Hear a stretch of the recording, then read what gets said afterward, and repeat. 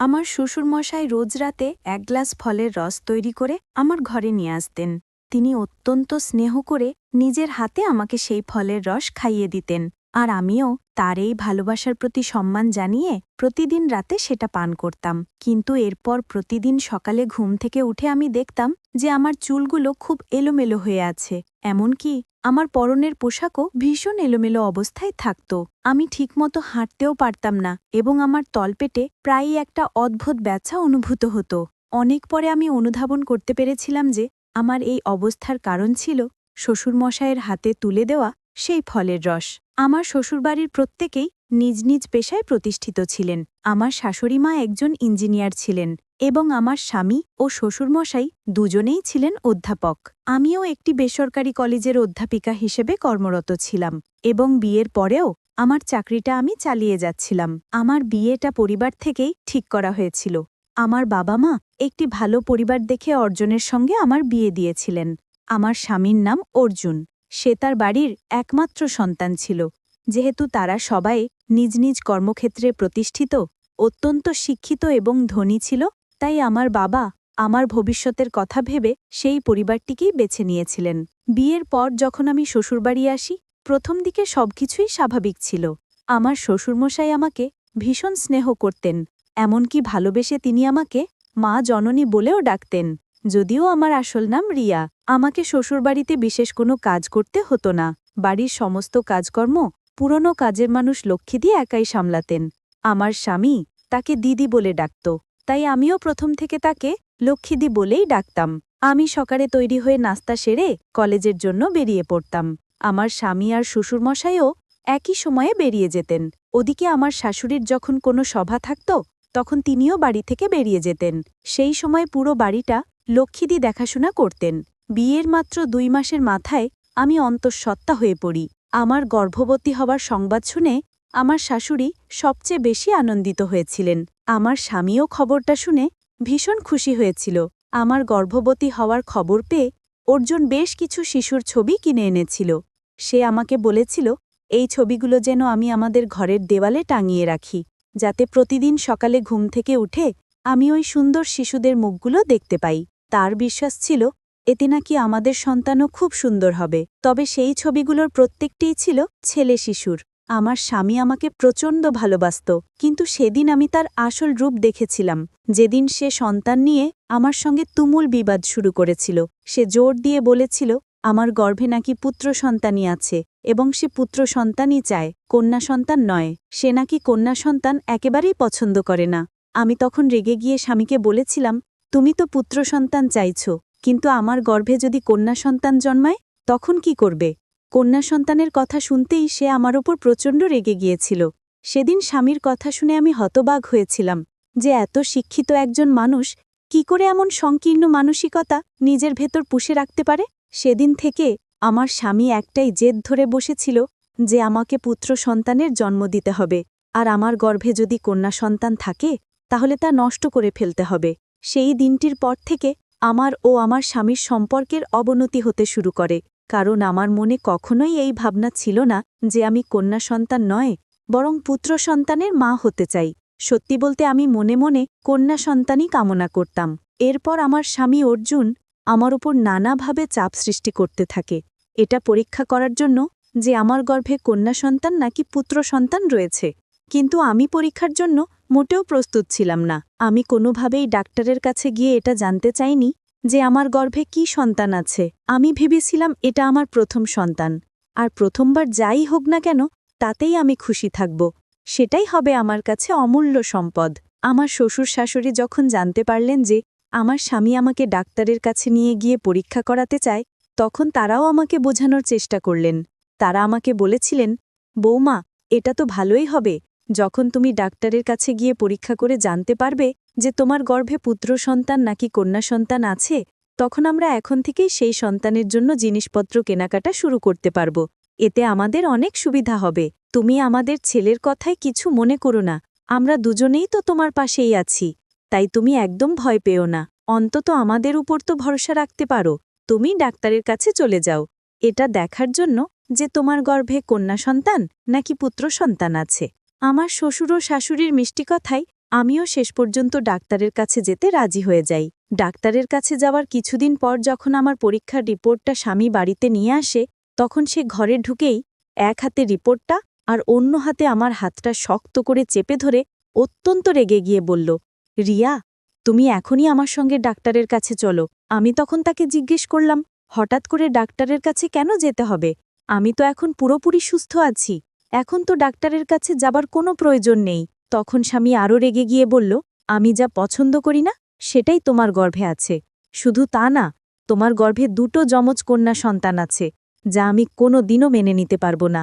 আমার স্বামী কখনোই চায়নি যে আমার এই কন্যা সন্তান দুটি পৃথিবীর আলো দেখুক, তাই সে আমার সন্তান দুটিকে নষ্ট করে দিতে চেয়েছিল। কিন্তু আমি কোনোভাবেই ডাক্তারের কাছে যেতে রাজি ছিলাম না। সেদিন আমার স্বামী যখন আমাকে ডাক্তারের কাছে নিয়ে যাওয়ার জন্য হাত ধরে টানাটানি শুরু করেছিল, তখন আমি চিৎকার করতে শুরু করি। আমি যেহেতু দোতলার ঘরে থাকতাম, আমার চিৎকার শুনে আমার শ্বশুর ও শাশুড়ি ওপরে এসে আমার প্রতি তার ছেলের সেই দুর্ব্যবহার নিজের চোখে দেখতে পান। আমার শ্বশুরমশাই তখন তার ছেলেকে প্রচণ্ড রেগে ধমক দিয়ে বলেছিলেন, খবরদার, আজকের পর থেকে আমার বৌমার সঙ্গে তুই আর কখনো এই ধরনের আচরণ করবি না, নয়তো অর্জুন, আমি তোকে এই বাড়ি থেকে বের করে দেব। এমনকি আমার শাশুড়ি মাও তার ছেলেকে আঙুল দেখিয়ে বলেছিলেন, অর্জুন, আমার বৌমা এখন গর্ভবতী, এটা তুই খুব ভালো করেই জানিস। এই অবস্থায় ওর সঙ্গে এতটা খারাপ ব্যবহার করার সাহস তোর কি করে হলো? আমি নিজে একজন সমাজসেবী, তাই আমার বাড়িতে আমার বৌমার সঙ্গে কোনো অন্যায় আমি হতে দেব না। আজকের পর থেকে যদি তুই রিয়ার সঙ্গে কোনো খারাপ ব্যবহার করিস, তাহলে তোকে আমি এই বাড়ি থেকে বের করে দিতে বাধ্য হব।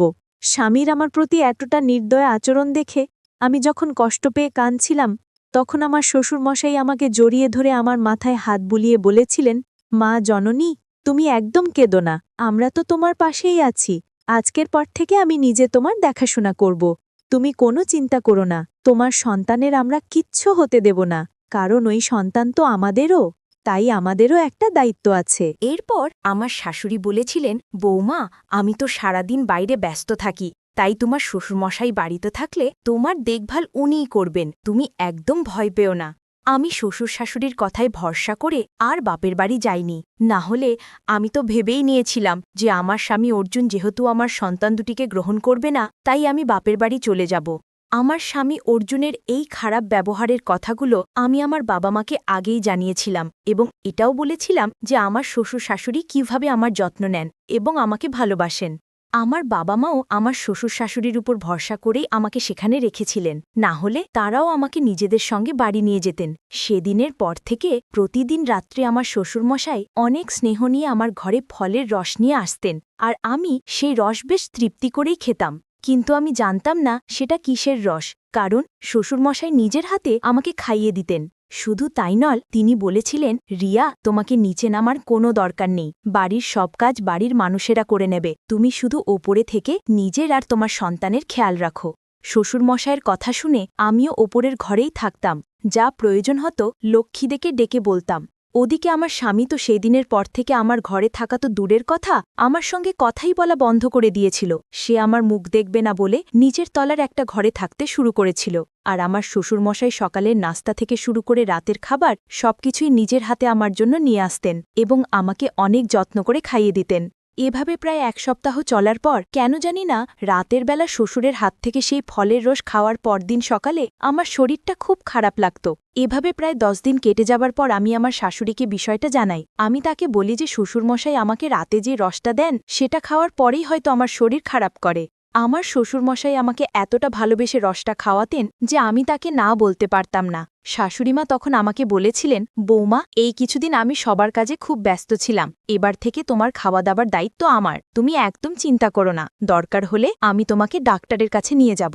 পরের দিন সকালে যখন আমি নিজের ঘরে বসেছিলাম, তখন নিচ থেকে হঠাৎ আমার শ্বশুর ও শাশুড়ির চিৎকারের শব্দ শুনতে পাই।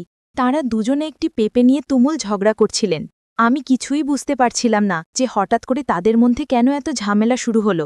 কিছুক্ষণ পর আমার শাশুড়ি দ্রুত পায়ে ওপরে আমার ঘরে এসে দরজাটা বন্ধ করে দিলেন এবং আমার হাত ধরে বিছানায় বসিয়ে বললেন, রিয়া, তুমি এক্ষুনি তোমার বাবা মাকে ফোন করে এখানে আসতে বলো, আমাকে এখান থেকে নিয়ে যাওয়ার জন্য।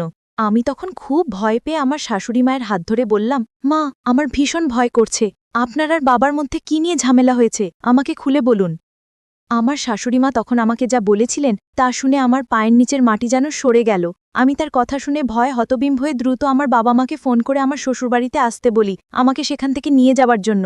আমার শাশুড়িমা বলেছিলেন, রিয়া, তোমার শ্বশুরমশাই প্রত্যেক রাতে তোমাকে পাকা পেঁপের শরবত খাওয়াতেন, ওই জন্যেই তোমার শরীর খারাপ করত। আর পাকা পেঁপের শরবত তোমাকে কেন খাওয়ানো হতো সেটা তুমি নিশ্চয়ই বুঝতে পারছ। শাশুড়ির কথা শুনে আপনারাও হয়তো চমকে উঠেছেন। হ্যাঁ, আমার শ্বশুর প্রত্যেক রাতে আমাকে পাকা পেঁপের শরবত করে খাওয়াতেন, যা আমি জানতেও পারিনি। শুধু তাই নয়, সকাল থেকে রাত পর্যন্ত প্রত্যেকটি খাবারের সঙ্গে তিনি পেঁপের কিছুটা অংশ মিশিয়ে দিতেন। আমার শ্বশুরমশাই কেন আমাকে পেঁপের শরবত খাওয়াতেন তা হয়তো আপনারা এতক্ষণে বুঝতে পেরেছেন। আসলে আমার শ্বশুরমশাই তার ছেলের সঙ্গেই হাত মিলিয়েছিলেন, যা আমি বা আমার শাশুড়িমাও ঘূর্ণাক্ষরে টের পাইনি। আমি তো ভাবতেও পারিনি যে আমার শাশুড়িমা আমাকে এতটা সাহায্য করবেন। শ্বশুরের আসল উদ্দেশ্য জানার পর আমার পৃথিবীটা যেন দুলে উঠেছিল, কারণ আমার শাশুড়িমা নিজের চোখে দেখেছিলেন যে আমার শ্বশুর কিভাবে নিজের হাতে আমার জন্য পাকা পেঁপে শরবত তৈরি করছিলেন। আমার শাশুড়ি সবকিছু বুঝতে পেরে আমার শ্বশুরকে বাধা দেওয়ার চেষ্টা করেছিলেন। সেদিন আমার বাবা মা যখন আমাকে সেখান থেকে নিয়ে যান, সেদিনই আমার শ্বশুরবাড়ির সঙ্গে সমস্ত সম্পর্ক ছিন্ন হয়ে যায়, কারণ আমার শ্বশুর আমার স্বামী স্পষ্ট বলে দিয়েছিল ওই বাড়িতে থাকতে হলে আমাকে আমার গর্ভের সন্তান দুটোকে নষ্ট করতে হবে, যা আমি কোনোদিনও করতাম না। প্রত্যেক নারীই জানে তাদের গর্ভে যখন একটি সন্তান আসে তার অনুভূতি ও আনন্দ কতটা গভীর। কোনো মাই চাইবে না তার প্রথম সন্তানকে কোনোভাবে আঘাত করতে, তাই আমিও তাদের সঙ্গে সব সম্পর্ক ছিন্ন করে আমার বাবা মায়ের সঙ্গে বাপের বাড়ি চলে এসেছিলাম। কারণ আমি বুঝে গিয়েছিলাম শ্বশুরবাড়িতে থাকলে আমার শ্বশুরমশাই ও আমার স্বামী মিলে কোনো না কোনো অজুহাতে আমার সন্তানদের ক্ষতি করে দেবে। আমি বাবা মায়ের সঙ্গে বাড়ি ফিরে আসার 7 মাস পর দুটি ফুটফুটে কন্যা সন্তানের জন্ম দিয়েছিলাম। এই ঘটনাটা ঘটার পর আজ 1 বছর হয়ে গেছে। আমার মেয়েরা এখন 1 বছরের, কিন্তু আমার শ্বশুরমশাই ও আমার স্বামী আজও পর্যন্ত আমার মেয়েদের মুখ দেখতে আসেনি। তবে আমার শাশুড়ি প্রতি মাসে আমার ও আমার মেয়েদের সঙ্গে দেখা করতে আসেন। আমার বাবা মা তো স্পষ্ট জানিয়ে দিয়েছেন যে ওই বাড়িতে আমাকে আর কখনোই পাঠাবেন না, এবং তারা নিজেদের নাতুনিদের সমস্ত দায়িত্ব পালন করতে পারবেন। আসলে আমার শ্বশুরমশাই ও আমার স্বামী যেহেতু অধ্যাপক ছিল, তাই তারা আইনের ভয় আমার সঙ্গে খুব চতুরতার সঙ্গে অন্যায় করার চেষ্টা করেছিল, কারণ তারা খুব ভালো করেই জানত যে তারা যদি সরাসরি আমার সঙ্গে কোনো অন্যায় করত তাহলে আমি নিশ্চয়ই পুলিশের সাহায্য নিতাম। তাই আমার শ্বশুর চালাকি করে তার ছেলের পক্ষ নিয়ে আমাকে নিজের মিথ্যে ভালোবাসার জালে ফাঁসিয়ে আমার মেয়ে দুটোর ক্ষতি করতে চেয়েছিল। এখন আমি শুধু বেঁচে আছি আমার মেয়ে দুটোর মুখ দেখে। তারা দুজনে যখন আমাকে মা বলে ডাকে তখন আমার জীবনের সব দুঃখ কষ্ট দূর হয়ে যায়। আমি ওই ধরনের পরিবারের মানুষদের সঙ্গে থাকতে চাই না, যারা মেয়েদের তুচ্ছ নিচু চোখে দেখে। তার থেকে অনেক ভালো আমি সারা জীবন আমার দুটো মেয়েকে নিয়েই কাটিয়ে দেব। বন্ধুরা, আজকের গল্পটি এখানেই শেষ করছি। গল্পে কোনো ভুল ত্রুটি থাকলে ক্ষমা করে দেবেন। গল্পটি ভালো লাগলে অবশ্যই লাইক, শেয়ার ও সাবস্ক্রাইব করতে ভুলবেন না।